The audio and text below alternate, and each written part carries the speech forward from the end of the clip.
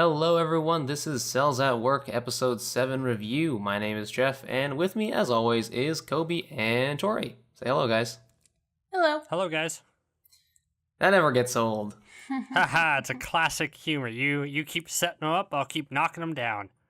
As we do. So, yeah, we are now in Episode 7 for Cells at Work. The cancer one. The one that I've been waiting for. Whoa. The one that I honestly didn't think that they were going to do. Because, I kept joking. It's like, the cancer one, like, ha ha ha, super duper serious. But nope, they went there. And in Episode 7, too, not even at the very end of the season, which seems like it would make sense. Indeed. So let's talk about it. So it begins with Red Blood Cell gaining a bunch of bad luck. Number one, her shoelace gets broken. Well, what is that the equivalent in cell terms? Like, did she lose some plasma or something like that? She lost one of her oozed cilia. a little bit. I don't know. So yeah, and then she walks under a ladder, which I don't know the cell equivalent of that would be. And then what else happens? She breaks dishes. She breaks dishes, and then her cowlick gets all wiggly. Agitated. Cowlick agitated. And those are the four warning signs of an impending apocalypse. An impending doom, which we cut back to NK Cell's encounter with what we thought was a generic cell helping them out, but turns out was a cancer cell in disguise this whole time. Da, da, da. So the disguised cancer cell morphs into his true form, and he becomes this grotesque, disgusting version of himself, which can morph into large versions of himself. I guess he injects himself into the building and can attack at long range and with great force. And that fight ensues between him and NK Cell. How do we all like the cancer cell's design? I thought it was pretty sick, man. It was pretty sick, dude. Yeah, I mean, it was. I loved it. It was kind of scary, but it was also very like well designed. I don't know how better to say it. He just looked like a mutant, but he didn't look like a grotesque mutant, which is kind of like what the message that they're getting to the point at the end, But yeah, he just looked pretty sick. Yeah, he looked rad. So much detail was put into his design, which I think this show is really I think knocked out of the park when it comes to bad guy character designs. A lot of the time. I'm sure they're not all winners, but I think a majority of them are just like, man, someone's caring enough to make sure that we get cool Power Ranger villains of the week. And I think if this is any indication, I think they just keep getting better. This was actually my favorite villain design out of all of them. Yeah, they definitely stayed true to what a cancer cell was, which is, a cell born from the body itself. So it is basically the evil version of the generic cells that we've been seeing so far. And good design choice. I would say that the bacteria and the viruses and stuff, their designs are very elaborate and a lot more interesting to look at than the regular cells. But not to say anything bad about the regular cell designs, because I think they're pretty good too. But yeah, the villains always look cool. Yeah. Anyways, so a fight ensues and NK Cell has some trouble. And then we cut back to Neutrophil and Killer T Cell, who are meandering around the hallways of what seems to be an abandoned building, and they come upon this broken test pod, which, well, actually no, one of them the one that we saw was not broken. There was something breeding inside of it, and then there was broken walls next to it and stuff. Basically, it looked very sci-fi, very ooh, what went wrong here? What's the mystery? Something happened. Has science gone too far? What have these madmen done? Exactly. It's that kind of vibe. And there are all kinds of notes on the floor. Essentially, they piece things together to find out that it is the cancer cell. Dun, dun, dun. And I thought that was such a great setup for the villains. Just a 1-2 punch. One, you reveal the cancer cell itself and its powers, and then right afterwards you show its origin, or sort of a hint as to what its origin is. Yeah, before diving into, I did not expect them to go as in depth to this villain's origin story as much as they did, because we haven't seen that before, and I didn't expect them to do it in a way that made them oddly sympathetic. Yeah, that was probably the coolest, like the best thing about the episode, actually. Yeah. So, are you gonna say something, Tori? Oh, I was just gonna agree. Well, I do feel sympathetic about this. You know me, I was bashing on this, saying that everything was generic and everything was just, la-di-da, happy living.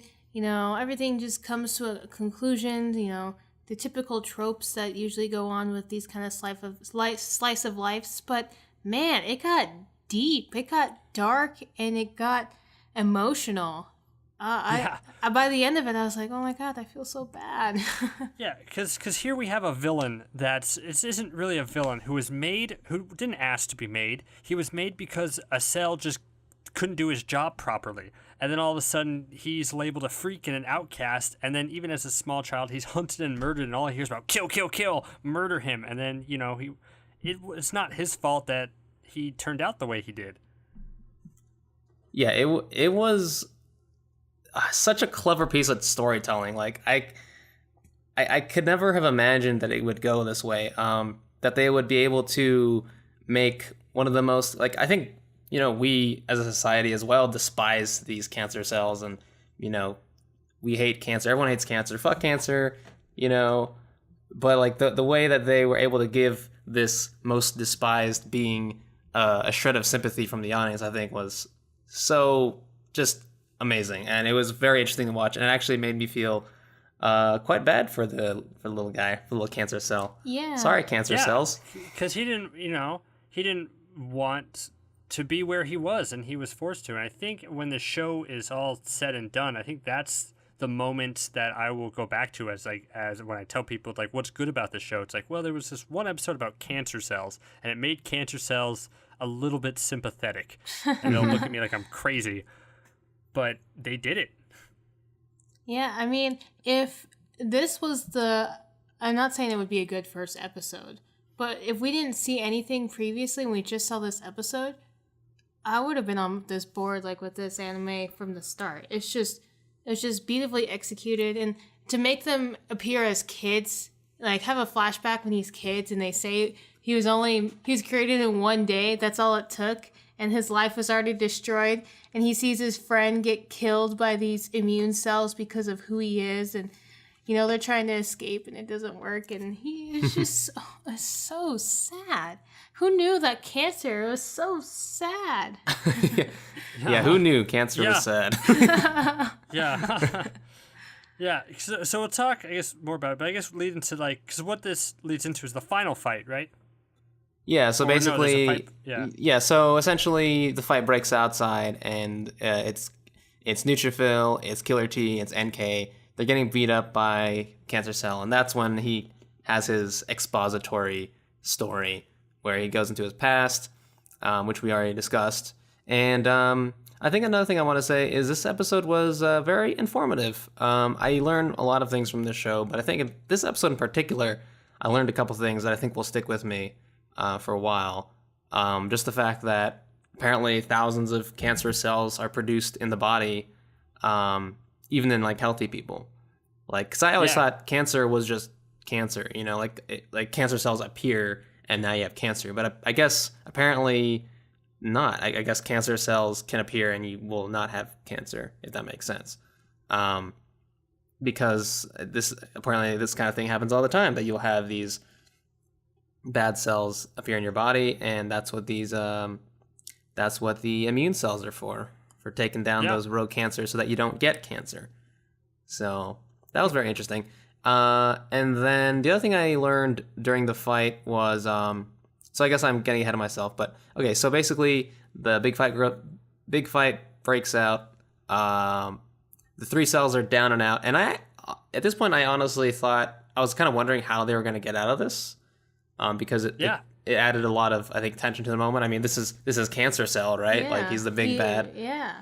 What's he Yeah, gonna it's do? like, is this show going to get dark and kill off these characters, and all of a sudden we're going to have like just this cancer storyline? Like, I had no idea. I mean, I would have been amazing. I would have been on board with that. But this isn't one of those shows. But it can show that it can get there. It can get to the edge of seriousness.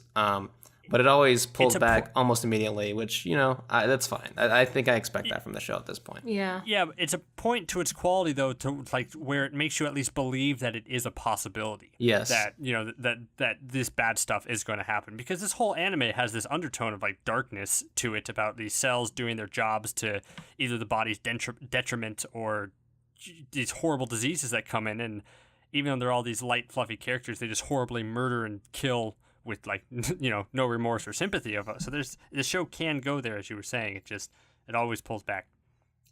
Yeah, completely agree. I think it's always a good show when it can make you believe that it'll go somewhere, even though it doesn't actually get there. If that makes any sense. I would say though, the one downfall of this episode, in my opinion, is that the day was saved by fucking Red Blood Cell. What the hell? Why is she always there? Why That's is a detriment? She sucks. Why does she... That's good. That No. shows that she had, like, because she was never going to be the one to, drive a heart into cancer cell, but she was vital to the whole breaking down by uniting all the past cells from the past episodes into one final fight. I think that was great because I think that utilized her perfectly, because I know at the beginning I always wanted her to be, I wanted her to have a moment where she comes back and she helps white blood cell and she stabs stuff, instead of running away. But, I have to realize this show is not about that. She is a red blood cell. She will do what a red blood cell does. So she was still acting in her wheelhouse, and yet she still served a vital function in order to, bring this to a close and to do stuff in a really inspiring and awesome way and clever way, I thought. So I was on board with that. I'm amazed that you find that a detriment. I don't know. Maybe I just don't like Red Blood Cell. How about that? Every time she's in there, she I don't know. She makes the quality a lot poorer. All right, What? Jeff. So are you team Torie or team Coby in terms of X Red Blood Cell? I mean, in this case, I'm totally team Coby on this one. I mean, as soon as I saw that, I was like, I know Kobe's gonna like this, because for the longest time you've been like, yeah, I wish Red Blood Cell would do something. I wish Red Blood Cell would save White Blood Cell, which is pretty much what happens in this episode. It specifically stated by White Blood Cell in the end when he's like, "You're the one that called all the cells over here. Thank you." And it was completely appropriate to her character. Finally, she was given a chance to help out the situation rather than just being an observer, and they did it in a way that made sense for a red blood cell. So good for them. Is that what they do though? I mean, it makes sense to me. They're part of the bloodstream, right? So I mean, cells have all kinds of. I mean, at this point, I think I've learned from the show that cells have all kinds of ways to communicate with each other. So I just assume there's a massive proliferation of blood cells sending nutrients to a singular location, that immune cells will be able to pick that up and check it out. So I think that's kind of what they're trying to say, is that there's that little quick scene where blood cells delivering a big package of food, and macrophage is like, what's going on over there? And and red blood cells like, yeah, there's this weird thing going on, lots of food sent out over that way. I can delivering all this stuff, no problem at all. We're just got to deliver all this food. Yeah. Which, if that is what convinced everyone to go over there, then I think that would be kind of lame.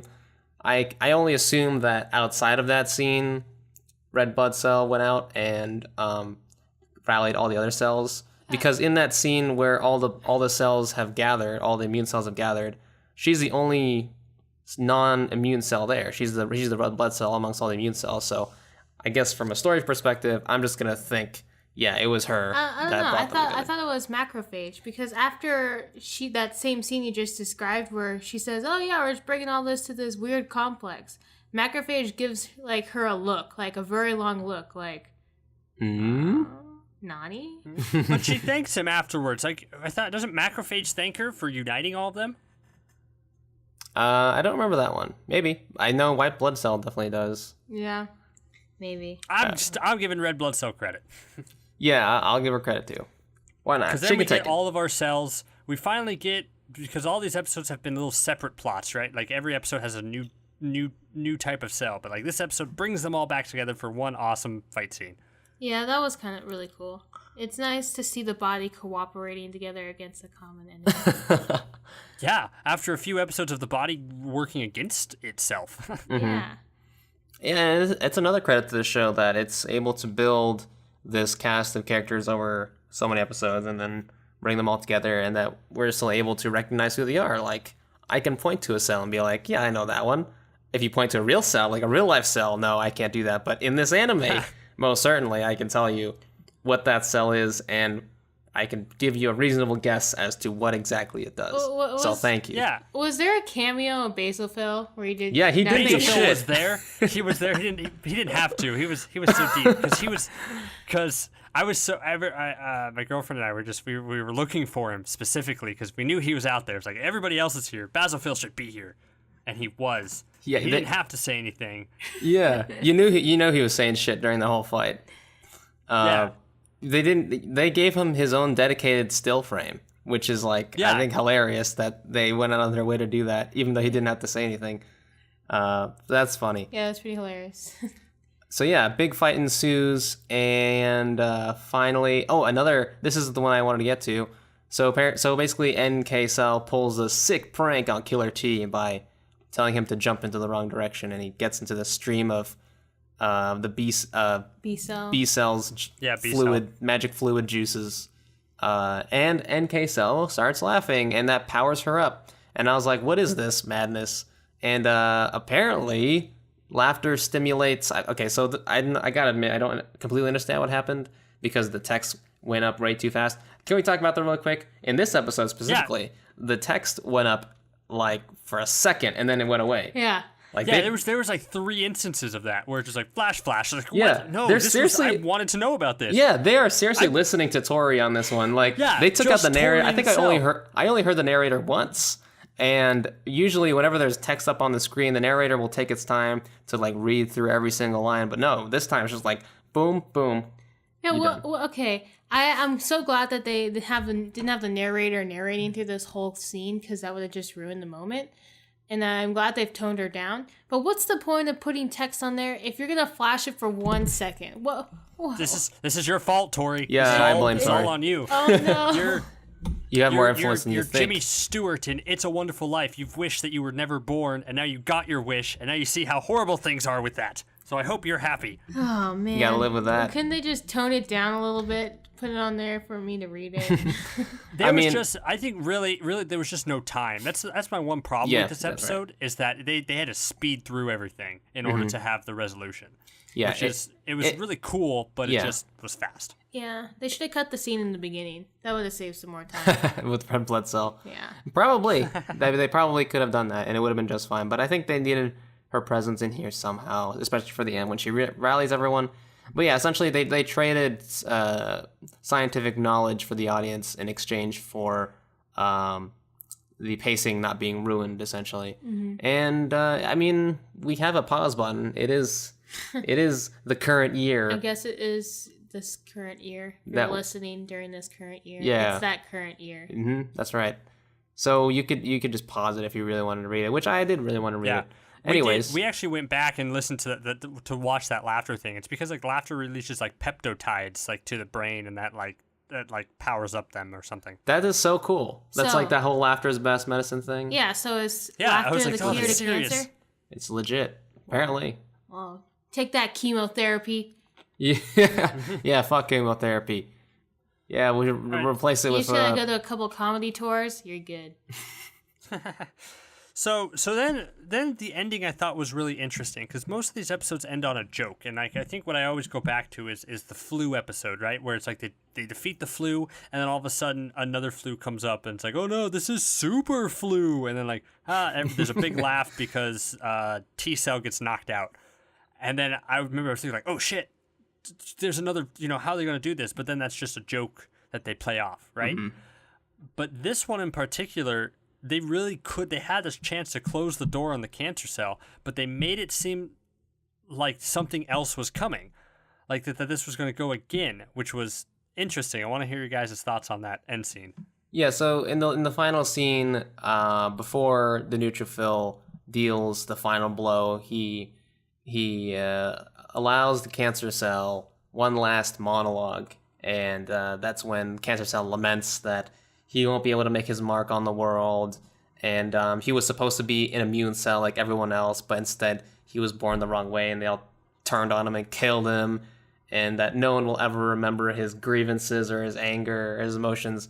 And that was a fucking deep monologue right there. That one hit me. Cancer Cell, I'll remember. Yeah, I was really so hoping. Great. That was Yeah. so. Because that scene, it changed. It changed was my so whole great opinion. because he didn't even like White Blood Cell didn't even try to appease him in any way or try to save him. So it's like people will forget, and he's like, yeah, That's they the will. thing. I was totally waiting for White Blood Cell to be like, that's all true, but I will never forget you. And then I don't know, maybe he eats him or something like that, because that's what White Blood Cells do. But no, he just straight up says, that is true. You're right. And I'm gonna kill you because that is my job. It's just a very cold, fantastic moment. Yeah. Just a cold, straight truth right there, and that's what it is. This is what the anime is about. Cells doing their job. No remorse, no sympathy. White Blood Cell. He was able to give him his last words, but in the end, it didn't really seem like he felt bad for it or anything like that. He's just like, it's just the way it is. Yeah, Gang. I have to kill you, and I'm gonna do it. Mm-hmm. Man, it hurts. Yeah. It's like from home, like inside you could feel it. Yeah, like the cancer cell in you is coming out. Man, so deep. I love that little line the cancer cell gave when he was like, when I was pretending to be a normal cell and you saved me, I was so happy because I'd never been saved before in my life. I was like, ooh, Oh, the damn. feels. Oh, my cancer cells. My cancer. I feel it in my cancer cells. I gotta treat my cancer cells better. Yeah. Just kidding. Inner neutrophils, please kill my cancer cells. Yes, please. Anyways, yeah, so my thoughts on that. I thought it was fantastic. I thought it was a great way to end the show. And although you said it didn't end on a joke, it pretty much did, because right after that brilliant monologue and the response from Neutrophil, immediately afterwards, Red Blood Cell's like, hey, what's up? What you doing?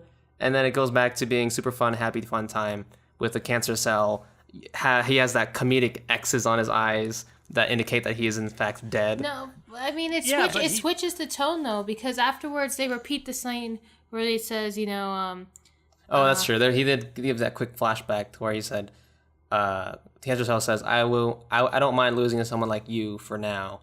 And then he dies. For now. And he's like, for now. For today, yeah.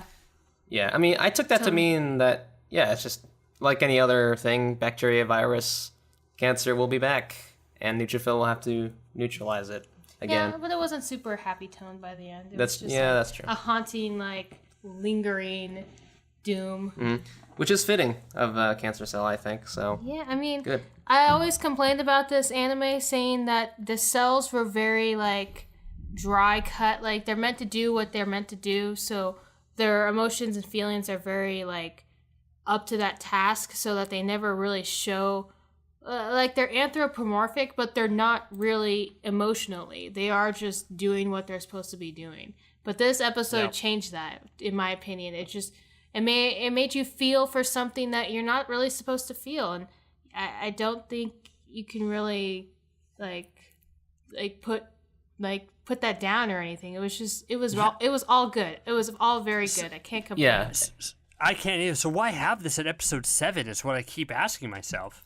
Seems like an end arc. I mean, next episode's called Blood Circulation. It looks like a fun time about just it looks like it's gonna ruin everything. It's it looks like it's gonna be back to normal, back to regular science learning and such. But yeah, I think it's kind of ironic that the most human cell is the cancer cell, the cell that has the most emotion and the one that we can feel the most sympathy for and relate to the most is the cell that's the worst cell that you never want to have. And I think that's just awesome. I think so too. What I think is maybe, because this is the halfway point, kind of, right? We have 5 more episodes after this. Okay, well, it's more than halfway point. I think maybe they put this in the middle to draw out their attention. I mean, not that they're really listening to the people and taking their criticisms and fixing it. I'm assuming all these episodes are made before when they started actually airing it. but they've kind of started doing things differently a little bit.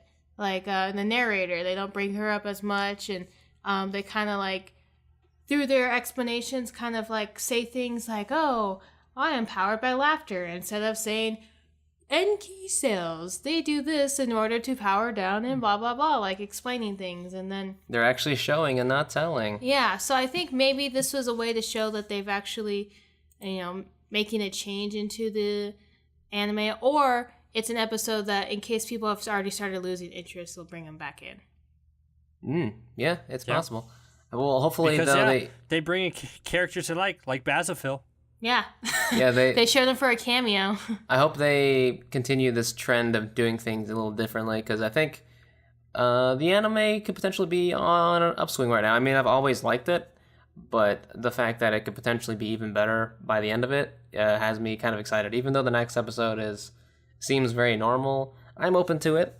Let me ask you. I'm open to some surprises. You said you liked it. Yeah. Did you think it was okay? Or did you actually think it was good? I've always thought this anime was good. I mean, it's good for what it is. It's just a fun, slightly educational romp inside the human body. And would you watch it if we weren't reviewing it? If I just so happen to watch like the first episode just on my own, I think I'd give it a chance. Yeah, I think I would watch it. Okay. I don't think so. If I watched the first episode on my own, I don't think I would have kept going. It's one of those easy watches. I would have gave it like a 3 or 4 episode test, and I think I would have stuck around. Yeah, I mean, especially since it's a short anime, I think I would have been able to stomach it. I would have been able to be like, all right, it's 13 episodes, and it's going week to week. I'm not binging it or anything. Why not? So yeah, I think that's the end of our episode discussion. That is. So Coby, what should the viewers do? Listeners what should they do? What should they do? They should like, comment, subscribe, all that fun stuff. You found this on Nerd Blaze. You could talk to us. We like talking to you guys. Everyone's given some people who have commented have given some interesting opinions. They didn't agree with us about the flashback, which is fine, and we get that. But we like that sort of conversation. So please do that, and we can continue on this conversation. More so, you can also find us on Twitter at the Nerd Blaze, and yeah, all that fun stuff.